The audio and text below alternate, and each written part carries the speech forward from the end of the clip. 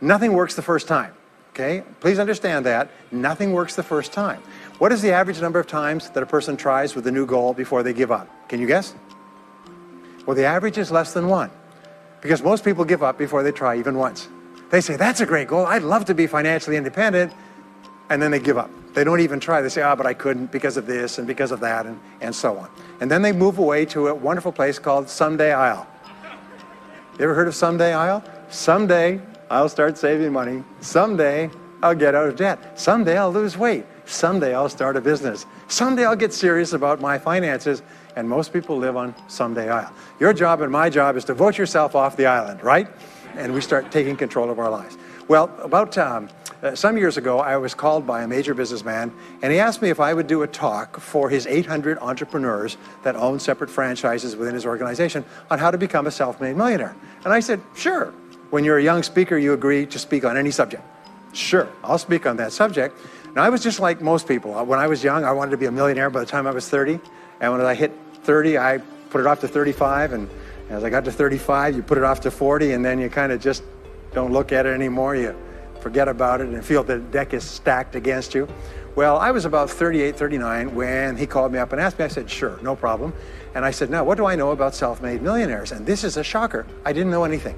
Oh, I knew that they had more than $1 million, but that's a real basic piece of knowledge, you know. So I started thinking, what do I know about them? So I began to study them. And that's when I found out that they've been studied so thoroughly, is we know everything there is to know about them. They are a source of incredible fascination. And there's 50 years of research. So I began to read the studies and find out where they came from and what they did and how they thought and where they started and the decisions they made and the kind of people they were.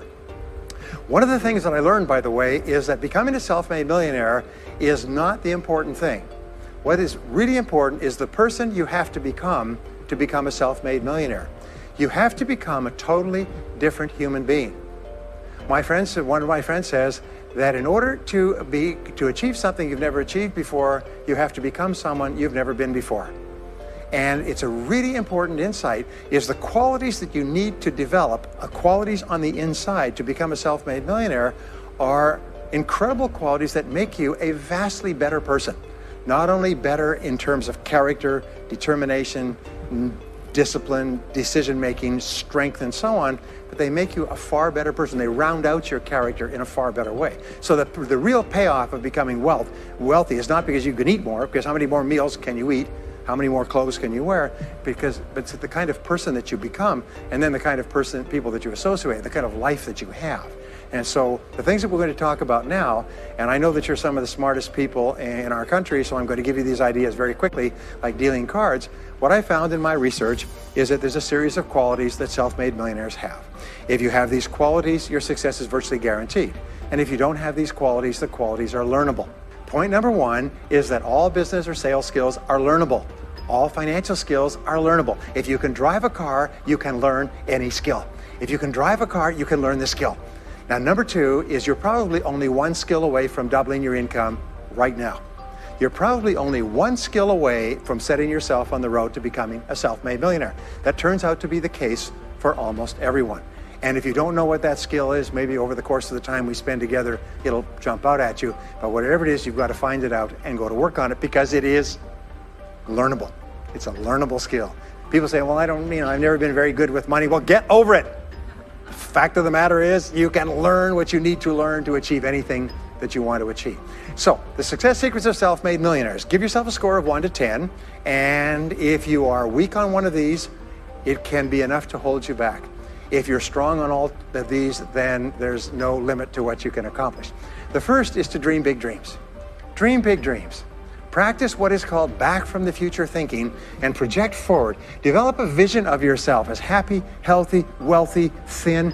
Practice what top people practice, which is what is called idealization. You project forward several years and you imagine that your life is perfect in every way. Imagine that you have no limitations. Imagine that you have all the time and all the money and all the friends and all the contacts and all the education, all the experience, and that you could be or have or do anything you want in life. If you could, what would it be? If your life were perfect in 5 years, what would it look like? How much would you be earning? How much would you be worth? What kind of a family life would you have? What kind of health would you have? What kind of car would you be driving? What would your life be like if you could wave a magic wand and make it perfect in every way? Now, what we have found is this is the starting point of great riches, and it's the starting point of great success in life, is for you to have a dream or a vision of a wonderful future. Here's an exercise that we give people in our audiences, is take a sheet of paper and make up what is called a dream list. Now imagine this is kind of like a kid's Christmas list, and that it just allows you to just run wild and just write down everything that you could think of that you could possibly want. I had a friend who I taught this to, and he got so excited about it, he bought a spiral notebook and he began writing, and he'd go through the newspaper, and every single thing he saw in the newspaper that was nice, he wrote it down as a goal. He ended up, first time through, with 330 goals. With the end of the month, he had 500 things that he wanted. The interesting thing was that his life exploded. He activated the law of attraction, and he began to attract into his life people, circumstances, ideas, resources, insights that began to move him toward the accomplishment of the goals, and began to move the goals toward him. Number two is to do what you love to do. Whenever you find people who are really successful in life, they're people who do what they love to do. They love their work. The great rule for success in life is to find something that you love to do, and then find a way to make a living doing it. Now, when you find what you love to do, it'll be something that gives you energy, it motivates you, it enthuses you. It's probably something that you were meant to do from the time you were born.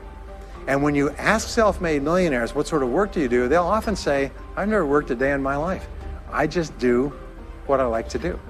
I had a graduate in my course once who came up to me and said, you know, that's interesting. He said, when I was a little boy, I loved to study airplanes. He said, I got airplane books, and I had airplane models, and I had toy planes, and then I got into competitions with remote-controlled planes. He said, when I grew up and went to school, I studied aeronautical engineering. He said, today, he said, I'm 35. He said, I own 3 companies. One builds small aircraft. Another one repairs and services small aircraft. Another one is in leasing and chartering small aircraft. He said, I've never worked a day in my life. He said, I've just played with planes since the time I was a kid. So one of the things that you can do is go back to the time when you were young, as a child between the ages of 7 and 14, before you discovered boys or girls, and what is it that you really love to do? And you'll often find that within that is something you're supposed to do as an adult. Number 3 is commit to excellence. Now this is really, really important, and I had a hard time with this as a young man because I was never good at anything. I was never picked for any team, and if I was picked, I was the first person cut. I got lousy grades in every class. I got fired from multiple jobs. I even got fired from a job pumping gas once. Can imagine that, being fired for pumping gas because you're no good. They came out and said, you're no good at pumping gas. How can you be no good? Little old ladies can pump gas, and here I was no good at pumping gas. Anyway, so I got fired. I went from job to job, and then I discovered that all people who are successful are excellent at what they do. You know the old question they asked Willie Sutton, the bank robber, why do you rob banks? He said, well, that's where the money is. Well, being in the top 10% is where the money is. So what you have to do is you have to pay any price and make any sacrifice to get into the top 10% in your field. Now, here's the good news. If you're doing what you love to do, you will want to be in the top 10% in your field. If you don't want to be excellent at what you're doing, it means you're in the wrong field.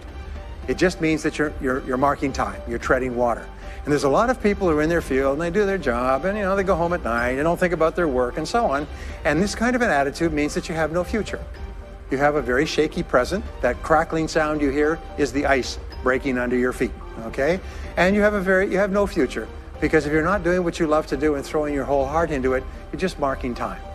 But everybody is designed so that there is something that you love to do that you can do well. And the fact that you love it means that you probably have the ability to excel at it. So make this decision to get into the top 10%. And let me tell you what changed my life. Here I was struggling in my late 20s, and I learned this. It was a breakthrough thought. Is that everybody's in the top 10% started in the bottom 10%. Everybody who's doing well was once doing poorly. Everybody who is at the top of your field today was once not even in your field at all and didn't even know it existed. What that means is that if you're willing to pay the price and work hard and make the sacrifices, you can get into the top 10%. Now, how long does it take? It doesn't take a week or a month. Most people are really impatient. And to achieve mastery in your field takes 5 to 7 years.